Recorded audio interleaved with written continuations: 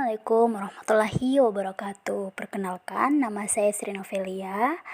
Saya selaku mahasiswa dari jurusan Psikologi, Fakultas Psikologi Universitas Negeri Makassar. Di sini saya akan menjelaskan terkait isu-isu dalam keluarga. Nah, saya mengambil tema terkait postpartum blues. Nah, pertama-tama di sini saya akan mengenalkan terkait apa itu postpartum blues. Jadi, postpartum blues atau PBB atau sering juga disebut maternity blues atau lebih populernya lagi sering disebut dengan baby blues, dimengerti sebagai suatu sindrom atau gangguan efek ringan yang sering tampak dalam minggu pertama setelah persalinan dan memuncak pada hari ketiga sampai kelima dan menyerang dalam rentan waktu 14 hari terhitung setelah persalinan. Nah, wanita pada masa pasca persalinan akan menyesuaikan diri dalam peran barunya sebagai seorang ibu.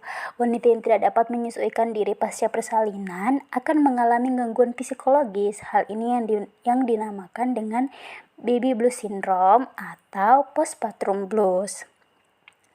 Nah, ibu baru yang mengalami baby blues syndrome ini akan mengalami gangguan emosional berupa kecemasan, kurangnya konsentrasi, dan perasaan sedih yang mendominasi. Sindrom baby blues merupakan kondisi adanya gangguan psikologis pada wanita pasca melahirkan yang biasa akan terlihat semenjak 2 minggu pasca melahirkan. Dan gangguan psikologis ini ditunjukkan dengan adanya perasaan sedih tanpa dasar yang terjadi setelah seorang wanita melahirkan bayinya. Selanjutnya kita akan membahas terkait tanda dan gejala postpartum blues. Nah, gejala yang timbul itu dibagi menjadi 3. Yang pertama ada gejala perilaku, gejala fisik, dan gejala emosional. Gejala perilaku itu meliputi seperti sering menangis, hiperaktif, terlalu sensitif, mudah tersinggung, dan tidak peduli terhadap bayi. Yang kedua, gejala fisik. Nah, gejala fisik yang dirasakan oleh orang yang mengalami postpartum blues ini seperti kurang tidur, hilang tenaga, hilang nafsu makan, atau mungkin nafsu makan yang bertambah, mudah lelah setelah bangun tidur. Yang ketiga ada gejala emosional. Nah, gejala emosional ini meliputi seperti merasa cemas, khawatir yang berlebihan, bingung, mencemaskan kondisi fisik yang berlebihan, tidak percaya diri, sedih, perasaan diabaikan. Jadi, baby blues syndrome ini seringkali dianggap tidak terlalu penting dan jarang diperhatikan di Indonesia. Kalaupun banyak yang mengalaminya, sering banyak dianggap sebagai efek samping dan dari keletihan setelah melahirkan. Tidak sedikit orang yang menganggap bahwa baby blues syndrome ini hanya dialami oleh perempuan-perempuan di luar Indonesia. Padahal, menurut Heshaw, pada tahun 2007, dia mengatakan bahwa baby blues syndrome ini dapat terjadi pada semua ibu postpartum, dari etnis dan ras manapun, dan dapat terjadi pada ibu primipara maupun multipara. Selanjutnya, kita akan membahas terkait teori mengenai postpartum. Jadi, ada beberapa teori yang berhubungan dengan postpartum yang mencakup perubahan fisik dan emosional yang dialami oleh ibu setelah melahirkan. Yang pertama itu ada teori penurunan mood atau postpartum. Jadi, teori ini menyatakan bahwa perubahan hormon setelah melahirkan seperti penurunan hormon estrogen dan progesteron dapat mempengaruhi suasana hati dan menyebabkan perubahan emosional seperti kecemasan, depresi, atau perubahan suasana hati pada ibu setelah melahirkan. Yang kedua ada teori stresor psikososial.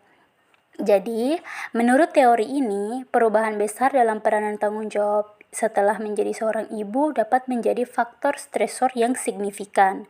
Rasa tidak aman, perubahan hubungan interpersonal, dan perubahan gaya hidup yang disebabkan oleh kehadiran bayi baru dapat menyebabkan tekanan psikologis pada ibu.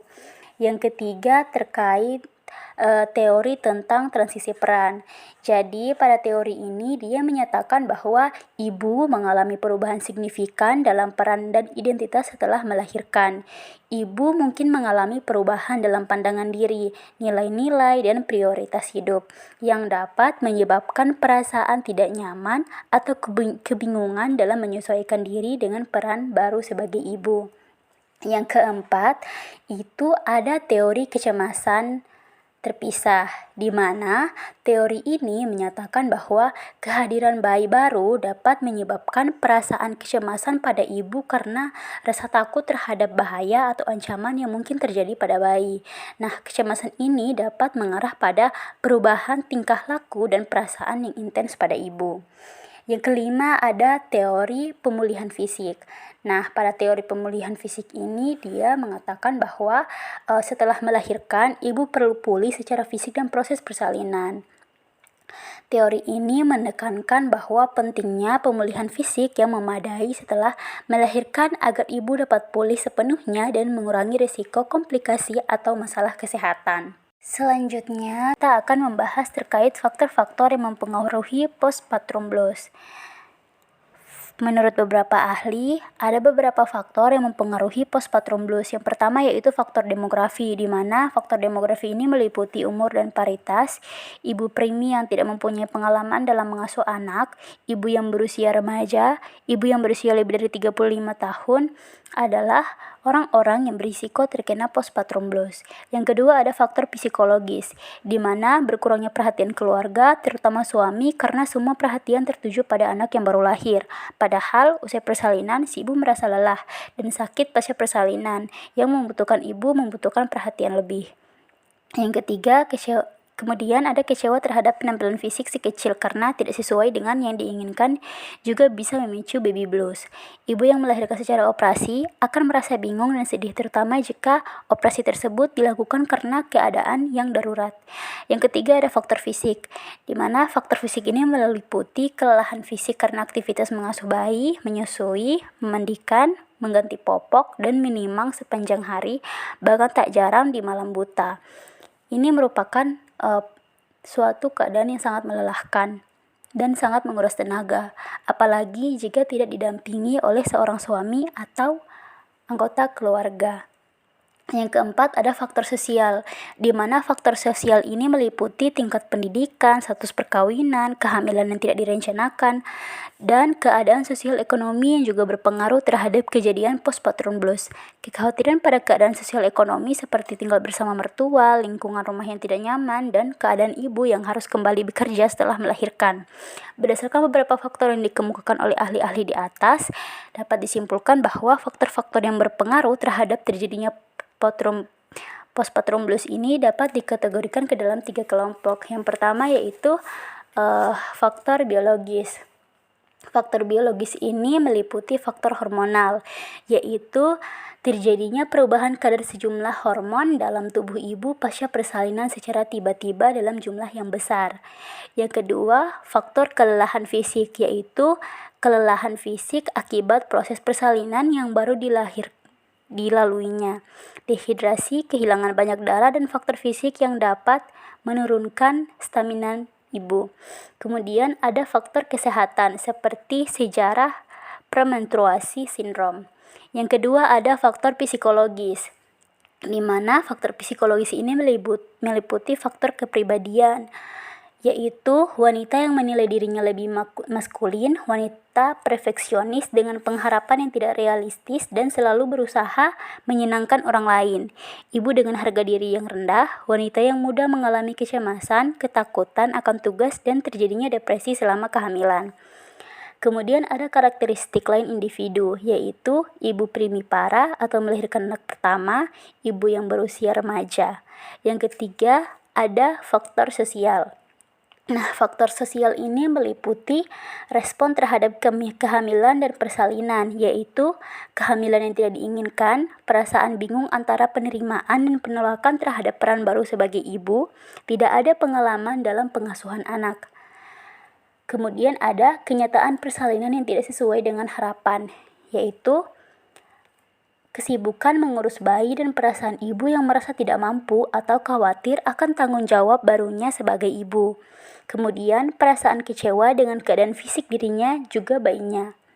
Selanjutnya ada keadaan sosial ekonomi, yaitu wanita yang harus kembali bekerja setelah melahirkan, keadaan sosial ekonomi yang tidak mendukung, dukungan sosial, yaitu ketergantungan dalam hubungan pernikahan dengan keluarga, penyesuaian sosial yang buruk, kurangnya dukungan dari suami dan orang-orang sekitar, serta wanita yang tidak bersuami. Kita akan membahas terkait dampak postpartum blues. Nah, dampak postpartum blues ini terbagi menjadi dua, yaitu dampak postpartum blues pada bayi dan dampak pada hubungan perkawinan. Yang pertama kita akan membahas terkait dampak postpartum blues pada bayi. Jadi, ibu yang depresi juga tidak mampu merawat bayinya dengan optimal karena merasa tidak berdaya atau tidak mampu sehingga akan menghindar dari tanggung jawabnya. Akibatnya, kondisi kebersihan dan kesehatan bayinya pun menjadi tidak optimal. Juga tidak bersemangat menyusui bayinya sehingga pertumbuhan dan perkembangan bayinya tidak seperti bayi yang ibunya sehat. Akibat lainnya adalah hubungan antara ibu dan bayi juga tidak optimal. Bayi sangat senang berkomunikasi dengan ibunya. Komunikasi ini dilakukannya dengan cara dan dalam bentuk yang bermacam-macam. Misalnya senyuman, tatapan mata, celoteh, tangisan, gerakan tubuh yang berubah-ubah, yang semua itu perlu ditanggapi dengan respon yang sesuai dan optimal. Namun, bila hal ini tidak terpenuhi, anak menjadi kecewa, sedih, bahkan frustasi. Kejadian seperti ini membuat perkembangan tidak optimal sehingga membuat kepribadiannya kurang matang. Kemudian ada dampak pada hubungan perkawinan. Nah, kelahiran seorang bayi biasanya dapat mengubah suatu hubungan pasangan dan psikolog menemukan kaitan antara depresi pasca melahirkan dan hubungan yang tidak memuaskan pasangan. Pada kenyataannya, tekanan karena harus merawat bayi dan depresi pasca melahirkan khususnya dapat membuat semua keretakan lama muncul dan banyak keretakan baru juga.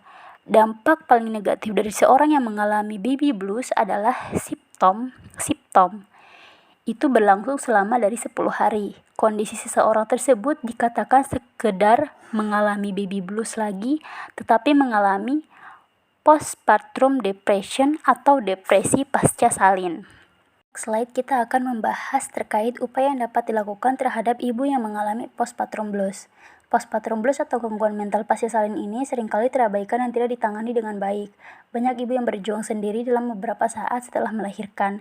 Mereka merasakan ada sesuatu yang salah, namun mereka sendiri tidak benar-benar mengetahui apa yang sebenarnya terjadi.